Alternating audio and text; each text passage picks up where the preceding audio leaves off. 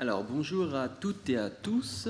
Pour moi, c'est un grand plaisir d'être présent aujourd'hui, de participer à ce séminaire sur les nouvelles recherches sur la peste noire.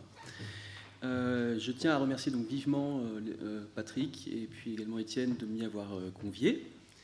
Alors, il faut bien comprendre que ma présence aujourd'hui tient surtout à la volonté des organisateurs de parler de nouvelles recherches sur la peste noire. Dans mon cas, la recherche est tellement nouvelle qu'elle n'a même pas commencé. Donc, concrètement, je pourrais faire une présentation de 3 minutes si je devais vous parler de mes résultats. Mais il peut paraître aussi utile de parler des fondations de ce projet dont je vais vous parler et également des retombées qu'on peut attendre de ce projet.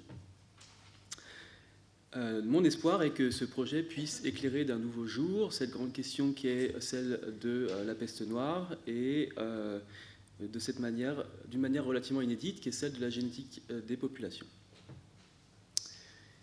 Donc, mon objectif est donc de mieux comprendre cette problématique de la peste noire par cet angle qui est celui de la génétique des populations.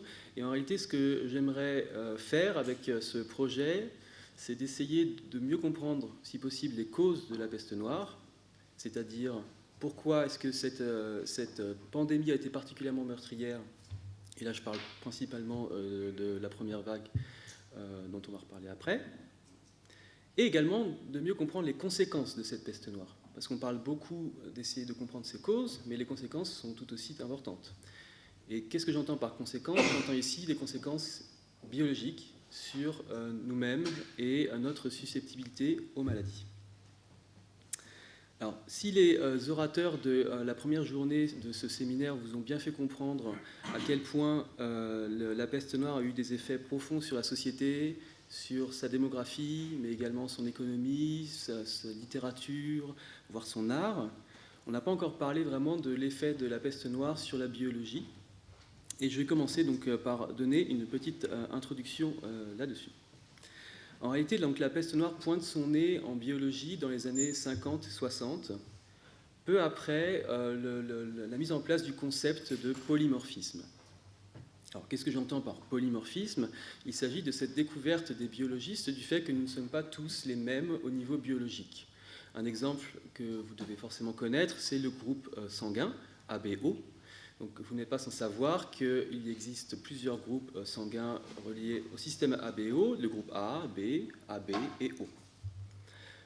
Ces différents groupes correspondent en réalité à la présence ou à l'absence à la surface de nos érythrocytes d'une glycoprotéine qui prend plusieurs formes chez l'homme.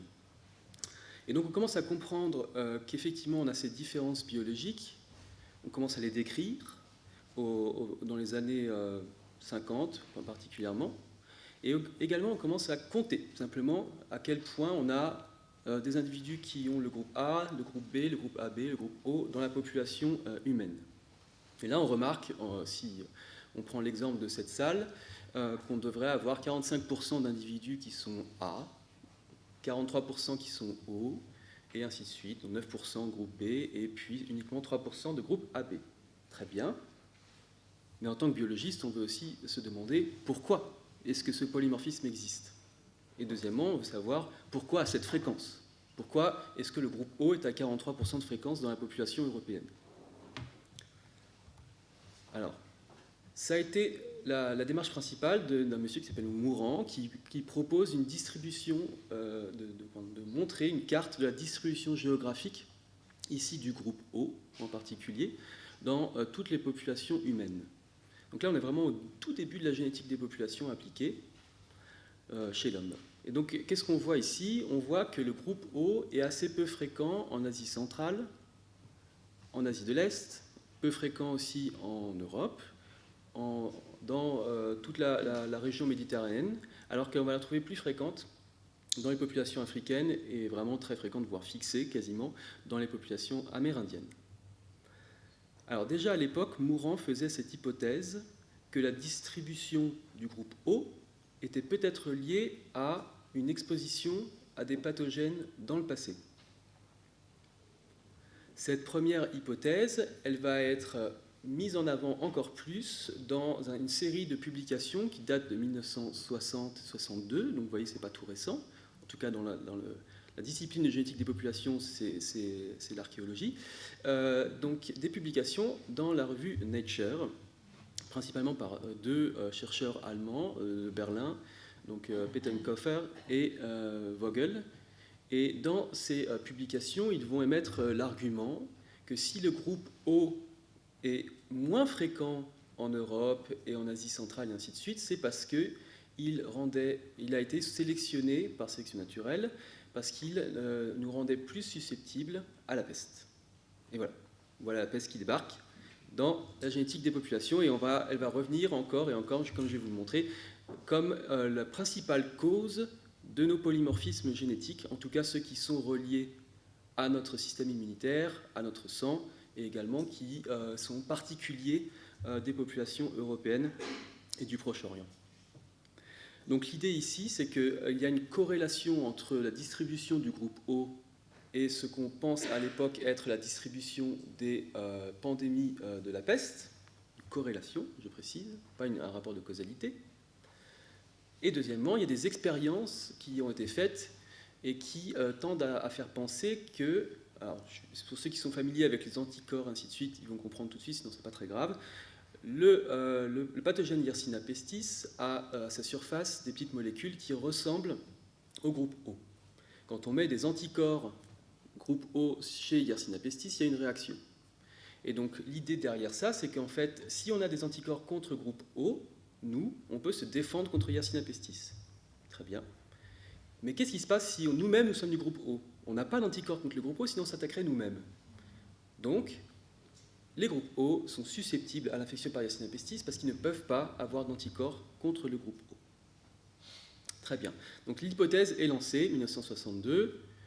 Peut-être que si on voit moins de O en Europe, en particulier, c'est parce que les personnes qui avaient ce groupe sanguin, au moment des pandémies, étaient plus susceptibles à la peste.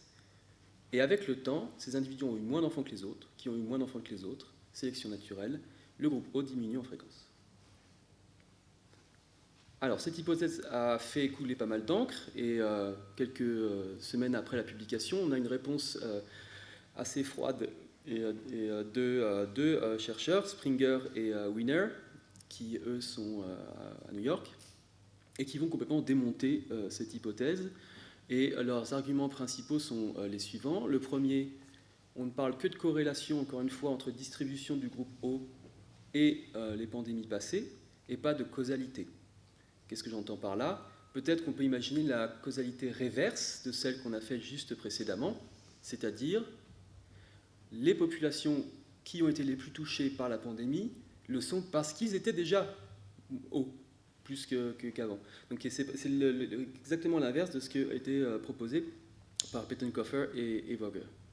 L'autre chose, c'est qu'en refaisant les expérimentations, ils se rendent compte qu'en réalité, le résultat dépend de quelle souche on prend de Yersinia pestis, et également la réponse est assez faible. Donc bon, bref, le gâteau s'écroule, mais cependant, la graine a été semée. Quelle graine? Celle de la peste noire comme cause de nos différences génétiques et également nos différences de polymorphisme protéique entre populations. Et cette graine, eh bien, elle donne une plante, vu qu'on voit apparaître un certain nombre de publications dans les années qui suivent, qui vont faire exactement la même hypothèse, encore et encore.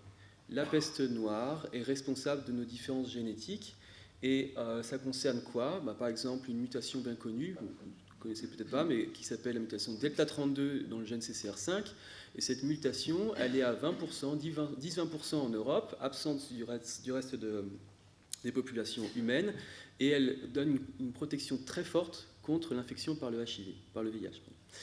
Donc là encore, l'idée est que l'infection par le VIH étant une infection récente, ce n'est pas le VIH qui a fait que cette mutation qui nous protège contre l'infection a augmenté en fréquence, mais peut-être un autre pathogène, et évidemment tout le monde se tourne naturellement vers la peste noire et Yersinia pestis. L'autre élément qui tenait à soutenir cette idée, c'est qu'on peut en réalité dater la date d'apparition d'une mutation dans notre génome avec des méthodes mathématiques, et elle a été datée à peu près à la période de la deuxième pandémie. Bon. Encore une fois, quelques mois après, réponse d'immunologistes principalement qui ont complètement démonté cette hypothèse pour ce qui est de CCR5 bêta-32. Il n'y a pas de raison immunologique pour que ce gène nous protège contre la peste noire. Alors, je ne vais pas faire le détail de toutes les études, parce qu'il y en a un paquet. On a aussi des gènes qu'on appelle les récepteurs de type Toll, les Toll-like receptors, TLR, qui, eux également, ont été étudiés en détail et qui seraient peut-être intervenus également dans cette protection contre la peste.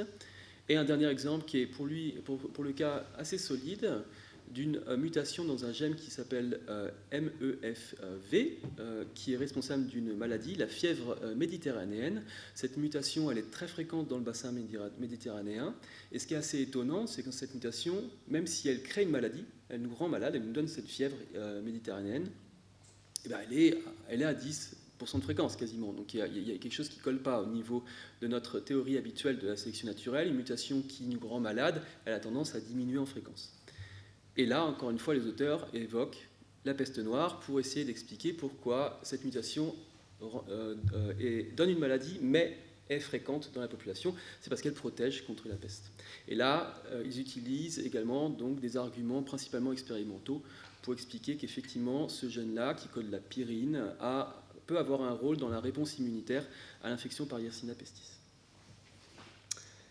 Très bien. Donc, on peut cependant s'arrêter un instant et se dire, est-ce qu'ici, on a quand même des données qui sont fiables et qui nous permettent vraiment de dire la peste est responsable de ces polymorphismes génétiques? En réalité, on peut, encore une fois, refaire ressurgir les arguments qui avaient été donnés précédemment par les mêmes personnes, donc Springer et Wiener.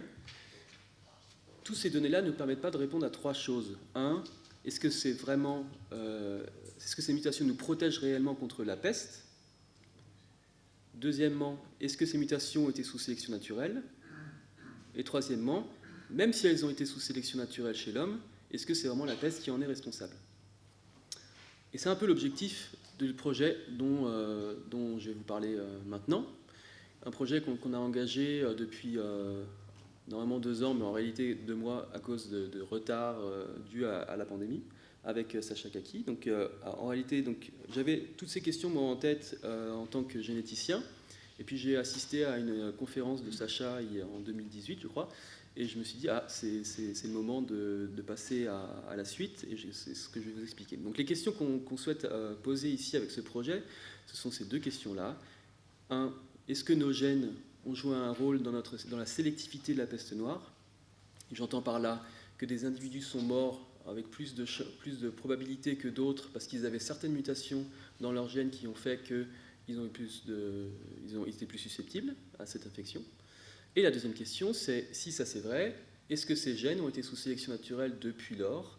Ce qui voudrait dire qu'il y a eu des conséquences biologiques et évolutives sur l'homme et qu'on peut peut-être encore voir et mesurer aujourd'hui. Alors, évidemment, je ne vais pas pouvoir répondre à ces questions aujourd'hui, je vous ai dit, le projet vient juste de commencer. Par contre, ce qu'on peut faire, c'est essayer de se dire, de réfléchir ensemble sur la plausibilité de nos hypothèses. Est-ce qu'il est plausible de penser que la peste noire, que nos gènes ont eu un rôle dans la susceptibilité à la peste noire? Et est-ce qu'il est aussi plausible de penser que ces gènes ont été sous sélection naturelle? Donc ça m'amène ici à introduire un certain nombre de concepts en génétique des populations, qui me semble être important de partager avec vous. Alors, comment vérifier si ces hypothèses sont plausibles? Je vais tout simplement aller me concentrer sur d'autres infections que la peste noire, parce qu'on sait un certain nombre de choses sur ces autres infections, et on peut peut-être transposer ce qu'on a appris à cette peste. Et donc la première question que je vais poser, c'est est-ce que nos gènes peuvent vraiment nous rendre plus ou moins susceptibles à des infections? Et c'est une question qui paraît assez anodine, mais en réalité, elle ne l'est pas. Il faut bien comprendre qu'ici, les maladies infectieuses, elles ont été comprises, selon la théorie microbienne, comme étant dues à des pathogènes. Donc, principalement, si on est malade ou pas, c'est parce qu'on a été exposé à ce pathogène. Et donc, le pathogène est en cause. Qu'est-ce que vient faire notre génétique là-dedans?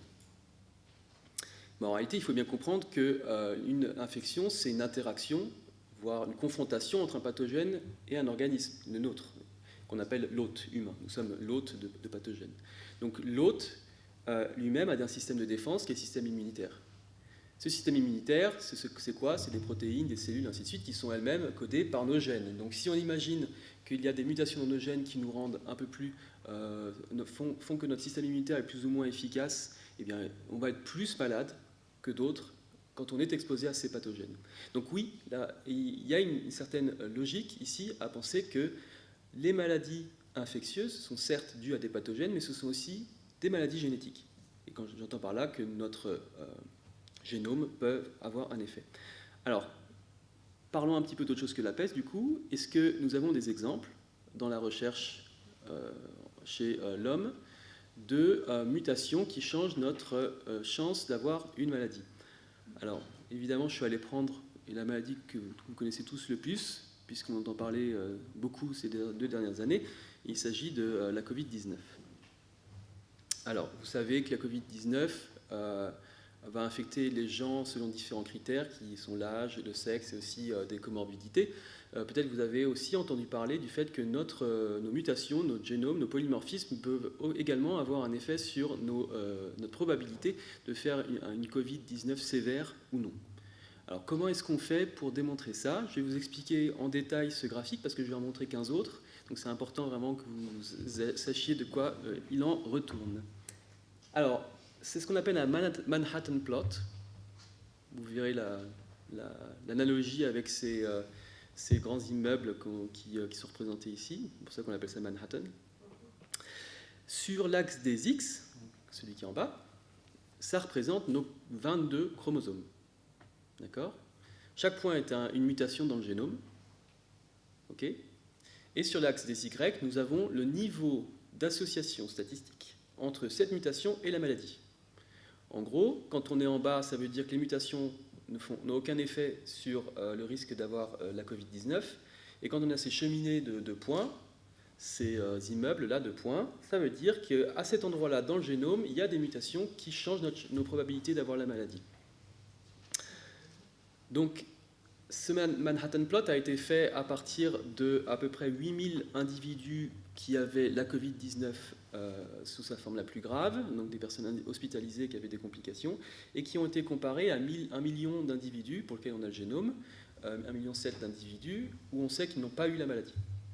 Et quand on fait ça, on voit que déjà, on a cet océan de points où il ne se passe rien du tout, ce qui nous laisse penser que la plupart de notre génome n'a aucun effet sur notre risque d'être hospitalisé à cause de la Covid-19.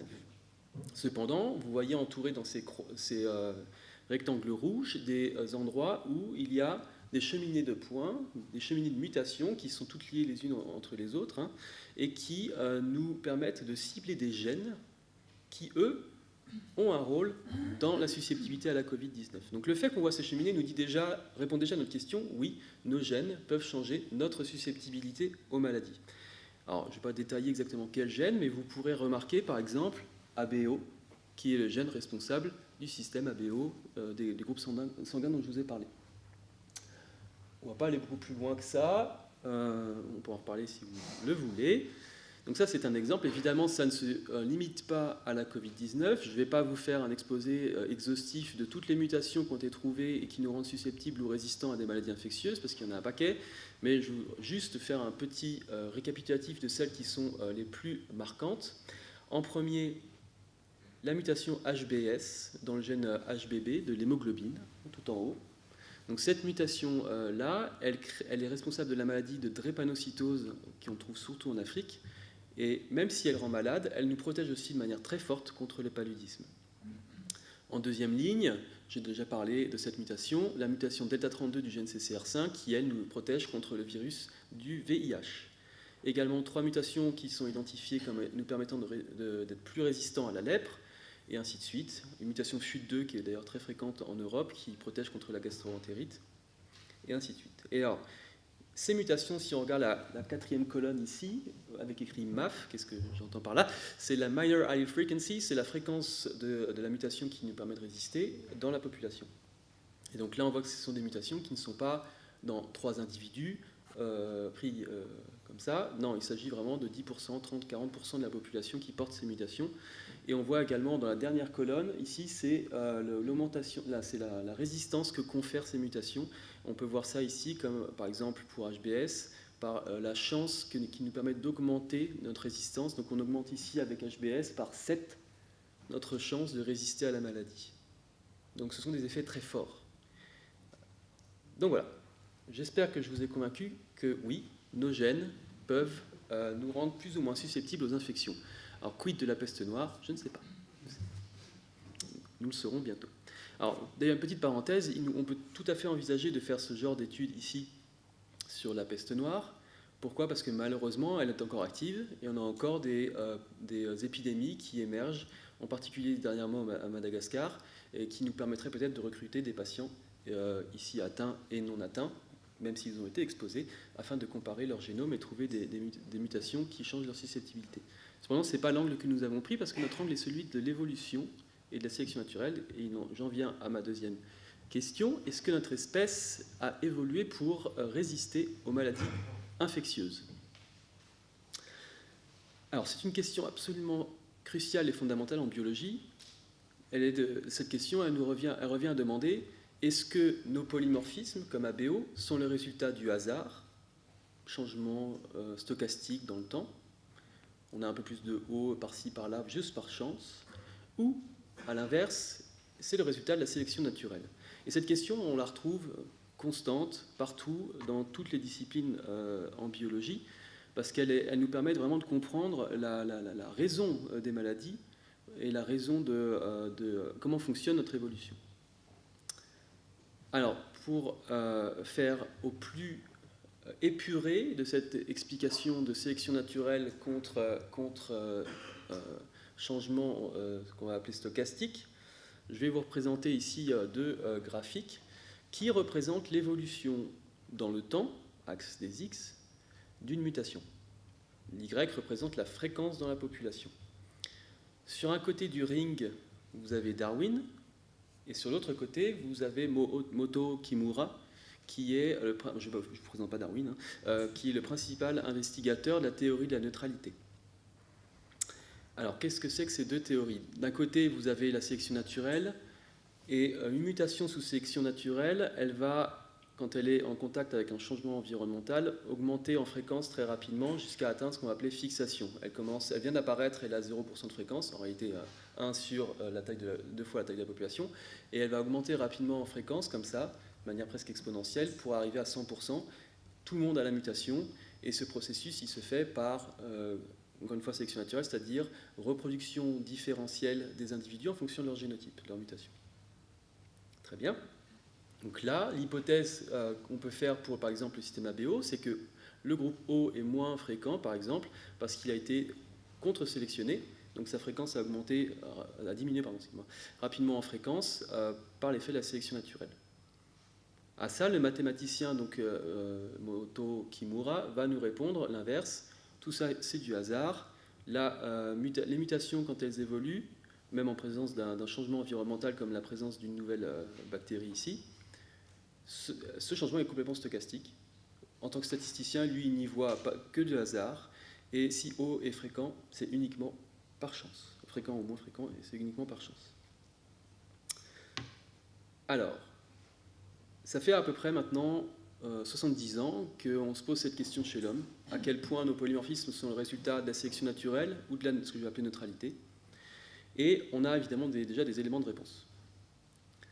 En fait, le premier exemple de ce que je vais appeler d'adaptation génétique chez l'homme, qui a été relativement accepté et bien démontré, c'est celui de HBS, dont je vous ai parlé déjà précédemment.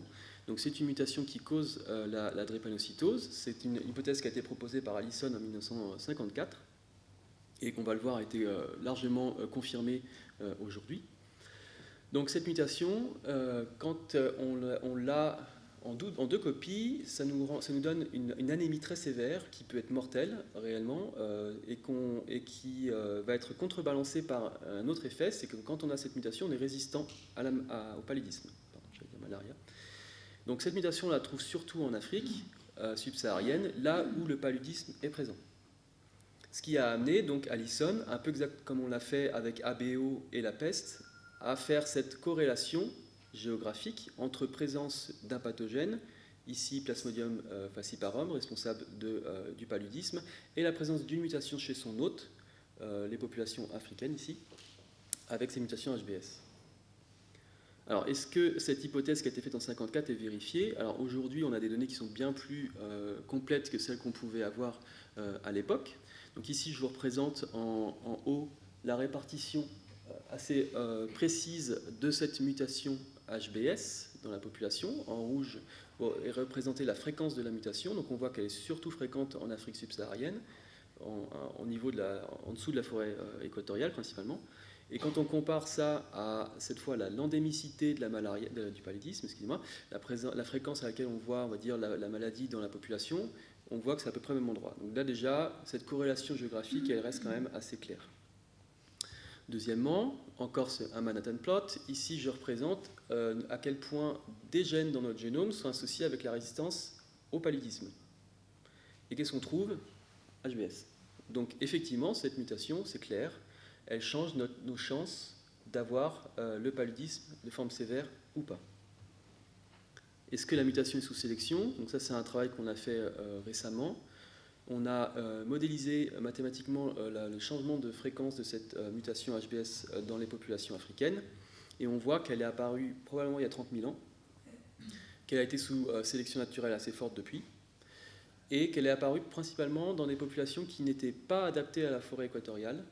Donc probablement que le paludisme était plus fréquent dans les zones de savane, et qu'elle a été transmise récemment aux populations qui, elles, sont habituées à vivre dans la forêt équatoriale, c'est-à-dire les populations pygmées. Et cette mutation a été transférée par métissage il y a à peu près 6000 ans, et a été également sous sélection depuis. Très bien, donc on a cet exemple en Afrique. Est-ce que c'est le cas aussi en Europe? Est-ce qu'on a des exemples de mutations sous sélection naturelle en Europe qui auraient un lien avec les maladies infectieuses? Alors, en 2015, une étude très intéressante a mesuré la différence entre les populations de l'âge de bronze et les populations actuelles. Et en faisant cette comparaison, on peut essayer de trouver les gènes qui ont le plus évolué dans le temps au cours de ces derniers 3000 ans. Et en faisant cette approche, encore un Manhattan plot, on voit ici, non pas des gènes associés avec une maladie, mais on voit les gènes qui ont évolué plus vite au cours des 3000 dernières années. Alors il y a des gènes qui sont responsables de la couleur de la peau, par exemple, je ne vais pas m'attarder dessus, mais il y en a un qui m'intéresse en particulier, c'est ici TLR1-610, donc les toll-like receptors, récepteurs de petites tolles, qui sont très connus pour être notre première ligne de défense immunitaire contre les pathogènes. Donc ce gène, TLR1, en Europe, a évolué très rapidement dans le temps, au cours des derniers milliers d'années. Alors, qu'est-ce que font ces mutations? Cette fois-ci, ce sont des Manhattan plots pour des maladies. Ces mutations, elles nous rendent plus susceptibles aux allergies. Vous voyez ici TLR1 qui sort encore. La même mutation qui a été avantagée au cours des derniers siècles nous rend beaucoup plus susceptibles aux allergies que les personnes qui n'ont pas ces mutations-là. Également, cette même mutation ici, elle va changer notre susceptibilité à une infection par un autre pathogène qui s'appelle Helicobacter pylori. Alors, on a contribué aussi à mieux comprendre quel est l'effet de cette mutation sur notre système immunitaire avec une approche différente. Au lieu de vérifier si la mutation change notre susceptibilité à une maladie, on va plutôt prendre un système qu'on va appeler ex vivo. On prend des cellules d'individus, des cellules immunitaires, ici des monocytes, de populations européennes et africaines. Et au lieu, évidemment, d'infecter des individus, on infecte leurs cellules, on n'a pas le droit. Et donc on infecte ces cellules-là et on va aller mesurer leur réponse aux pathogènes. Donc comment réagit une cellule d'un individu européen et d'un individu africain quand on le met en contact avec un bout de pathogène ou un pathogène entier. Cette manière de faire nous permet de mieux comprendre, vraiment plus mécanistiquement, au niveau cellulaire, quelle est la réponse de nos cellules à un pathogène. Et donc voilà, on fait ça aussi en mesurant donc, ce qu'on appelle l'expression de gènes. Donc tous les gènes du génome, on regarde à quel point ils bougent avec ces contacts avec un pathogène. Et on voit quoi? On voit qu'il y a une mutation, que chez les Européens et pas en Afrique, qui a un effet énorme sur notre réponse immunitaire, et cette mutation, elle est dans TLR1. Il s'avère que cette mutation elle est à 70% de fréquence en Europe et absente des autres populations humaines, ce qui est très inhabituel. Très bien. Donc là, avec cet exemple d'HBS ou de TLR1, j'espère vous avoir fait comprendre ici que effectivement notre espèce peut évoluer pour résister aux maladies infectieuses.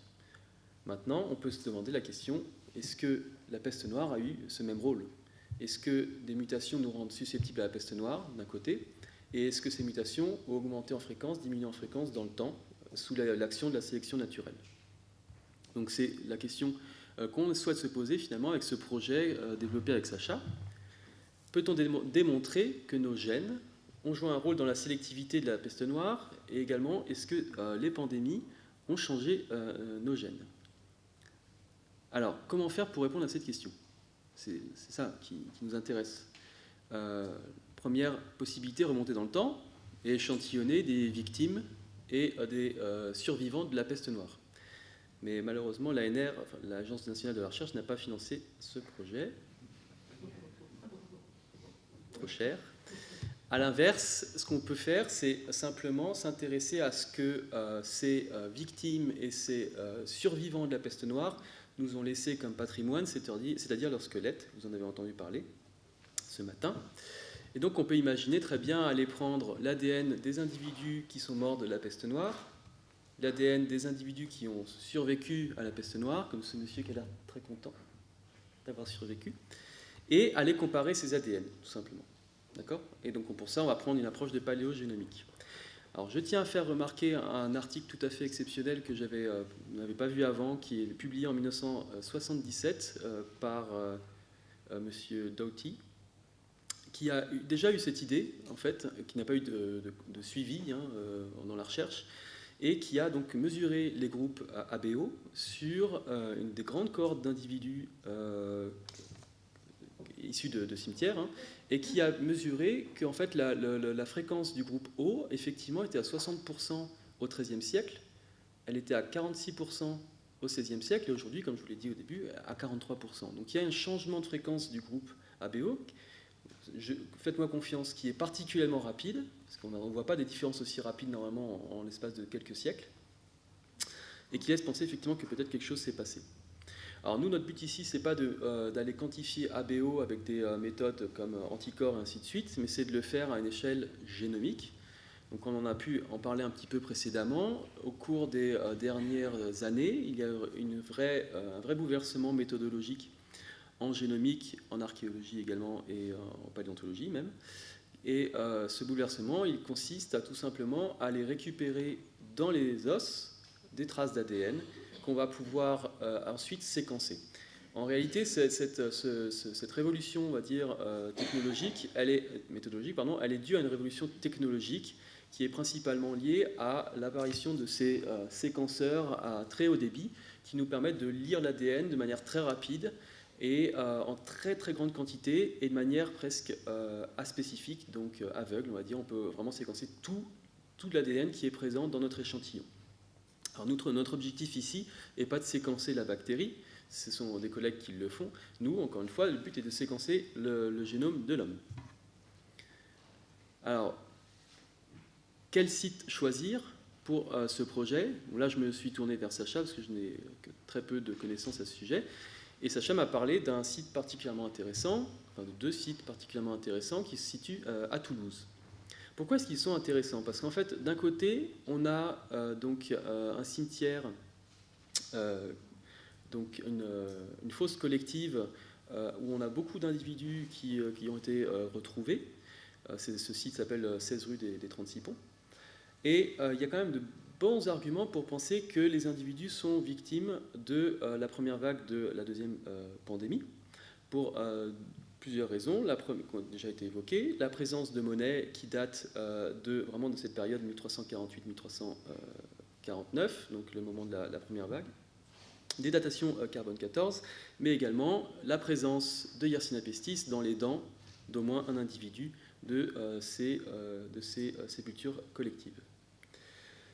L'autre point important, c'est qu'il y a beaucoup d'individus, et moi, en tant que génomicien, j'ai besoin de centaines d'individus pour pouvoir faire ces études, ces Manhattan Plot que je vous ai présentés juste avant. Un deuxième avantage de ce site-là, c'est qu'à 30 mètres de là, ou 5, je sais plus, 30, 50 mètres, je sais plus, 30 mètres de là, on a un autre site qui s'appelle Saint-Michel, et c'est un cimetière, lui, qui est ecclésial, où on trouve des tombes qui, elles, sont individuelles et qui datent de périodes qui sont précédentes à la peste noire ou qui sont postérieures à la peste noire. Et on va se servir tout simplement de ce cimetière-là comme contrôle. On veut, ici, on espère trouver des individus qui ont soit survécu eux-mêmes à la peste noire, ou des individus qui sont les descendants de ces survivants. Voilà nos deux sites, et donc on va simplement aller séquencer l'ADN de tous ces individus, autant qu'on peut. On va obtenir des fragments d'ADN sur les génomes de ces individus, et avec un peu de chance, on s'attend à ce que, en regardant les génomes des individus qui viennent de cette tombe, de ces sépultures collectives qu'on pense être ici uniquement des victimes de la peste, une mutation, représentée en jaune ici, soit un peu plus fréquente que dans notre groupe contrôle d'individus qui sont des survivants ou des descendants des survivants de la peste. On analyse ça avec des modèles statistiques et peut-être on sera en mesure de faire un Manhattan Plot ici de notre susceptibilité génétique à la peste noire. Dans l'espoir qu'on trouve effectivement un signal, on peut ensuite aller se poser la question, est-ce que cette mutation, qui nous rend plus ou moins susceptibles à la peste noire, a été sous sélection naturelle ou pas? Et là, on est dans le cadre parfait pour poser cette question. Pourquoi? Parce que à partir du moment où on peut mesurer la fréquence d'une mutation dans le passé avec ces restes fossiles d'un côté, et la mesurer aujourd'hui avec des prélèvements sanguins simples de la population toulousaine, par exemple, on va pouvoir aller quantifier directement à quelle vitesse la mutation a augmenté en fréquence, ce qui est représenté ici par cette pente rapide sous sélection positive, sélection naturelle, pardon, alors que dans le cas de la neutralité, cette augmentation est minime. Donc on va simplement comparer la fréquence des mutations dans le passé à celle d'aujourd'hui, et ça nous permet de quantifier directement, de déterminer directement quelle mutation sous sélection naturelle ou pas. Donc, je pense ici qu'on peut répondre à cette question oui. On peut démontrer si nos gènes ont eu un rôle dans la sélectivité de la peste noire et également que cette pandémie a pu changer nos gènes. Évidemment, comme je vous l'ai dit, je n'ai pas la réelle réponse à ces questions-là parce qu'on en est encore aujourd'hui à forer les os pour récupérer de l'ADN. Donc ici, c'est un os pétreux d'un individu issu du site de Saint-Michel, os pétreux qui se trouve ici. Et donc, à gauche, c'est avant intervention, à droite, c'est après intervention. Vous ne voyez pas beaucoup de différence, mais quand même, ici, on a creusé un petit peu l'os pour essayer de récupérer cette poudre d'os. Alors, pourquoi l'os pétreux et pas autre chose? Parce que c'est l'endroit du squelette qui est le plus dense de tout le squelette, réellement. Et donc, c'est l'endroit où on trouve le plus d'ADN humain. On ne s'intéresse pas ici aux dents où on peut trouver Yersinia pestis, par exemple. Nous, ce qu'on veut, c'est le plus d'ADN humain. Et en réalité, il a été découvert au cours des 10 dernières années que cet os pétreux contient beaucoup plus d'ADN endogène humain, donc l'ADN du squelette qui nous intéresse, que le reste des prélèvements qu'on peut faire. Au passage, en obtenant ces données génomiques sur des individus victimes et survivants de la peste, on peut déterminer si d'autres facteurs de risque ont eu un rôle.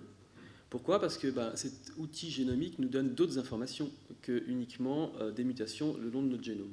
Évidemment, le sexe des individus, qui viendra en complémentaire avec ce que Sacha abordait ce matin avec des données protéomiques. On peut déterminer de manière tout à fait fiable si l'individu est un XX ou XY, donc une femme ou un homme, tout simplement en vérifiant s'il y a des bouts d'ADN qui se trouvent sur le chromosome Y ou pas. On peut aussi déterminer les niveaux de parenté entre les individus, à quel point est-ce qu'ils sont frères, sœurs, est-ce qu'il y a des parents, et ainsi de suite. Donc ça, c'est des questions qui ne sont pas forcément liées à des facteurs de risque pour la peste, mais quand même, si vous avez des questions là-dessus, je peux vous en reparler. On ne va pas déborder trop. La détermination de l'âge, donc ça c'est un sujet qui m'intéresse en particulier, parce dans notre laboratoire, on a mis au point une méthode d'estimation de l'âge des individus à partir de l'ADN. Vous allez me demander de quoi je parle. En réalité, vous savez peut-être que l'ADN, lui, il est le même tout au long de la vie. Par contre, notre même génome donne plein de cellules différentes. des cellules de peau, des cellules de l'œil, ainsi de suite. Et qu'est-ce qui fait qu'un même ADN donne des cellules aussi différentes? C'est parce que cet ADN est recouvert par des marques qu'on appelle épigénétiques, qui vont faire que certains gènes sont exprimés et pas d'autres. Et en réalité, ces marqueurs épigénétiques, ils changent avec l'âge. Et donc on peut voir ici, on peut se servir de ces marqueurs épigénétiques comme une horloge qui nous permettent de dater l'âge de la mort des individus. Donc c'est quelque chose qui n'a jamais été fait pour le moment, mais qu'on aimerait bien mettre en place. Ici est représentée la corrélation entre l'âge des individus et celui prédit par la méthylation, par l'épigénétique. Donc vous voyez que c'est assez fiable. Et l'intérêt ici, par rapport à la sémantochronologie, c'est qu'on va pouvoir et aux autres méthodes classiques, c'est qu'on va pouvoir aller dater de manière fiable l'âge des individus pendant tout le long de la vie. Également, on peut en savoir plus sur les origines ethniques des individus. Dernier point, donc très rapide. Quelles conséquences sur la santé? Alors vous avez pu comprendre déjà avec les exemples que j'ai donnés précédemment que certaines des mutations dont on a parlé changent nos risques d'avoir des maladies aujourd'hui. La mutation TLR1, par exemple, nous rend plus susceptibles aux allergies. Alors, derrière cette petite observation, il y a en réalité toute une théorie. Cette théorie, c'est la théorie hygiéniste. Et je vais la représenter ici par une balance. En fait, il faut voir notre système immunitaire comme une balance entre deux pôles. D'un côté, on a la résistance aux infections. Notre système immunitaire va être très prompt, on va dire, à répondre aux pathogènes dès qu'il y en a. Donc là, on a clairement la sélection naturelle qui va tendre vers cette résistance aux infections, donc faire à ce que nos gènes soient tout à fait efficaces pour contrer ces pathogènes. Mais il y a un prix à payer à ça, et ce prix, c'est une hyper-réactivité d'un système immunitaire. Et cette hyper-réactivité, elle entraîne quoi? Et c'est sûr, on le sait, les allergies, mais également des maladies auto-immunes. Donc en réalité, si notre système immunitaire est, on va dire, très efficace, trop surstimulé, ainsi de suite, au fil de l'évolution, on a un prix qui est celui d'avoir plus de maladies auto-immunes. Et donc la question, elle est là. Et si la peste noire a effectivement changé nos gènes, est-ce qu'elle a eu des conséquences aujourd'hui sur notre risque d'avoir des maladies auto-immunes ou des maladies allergiques? Donc ça, on pourra le déterminer une fois que le projet sera terminé, en comparant simplement les mutations qu'on a identifiées avec celles qu'on sait aujourd'hui comme étant associées avec des maladies auto-immunes. Et je vais m'arrêter là en remerciant donc l'assistance et puis mes collègues, ainsi que PACEA, et puis donc le Musée de l'Homme, là où l'ADN est en train d'être extrait. Merci à vous.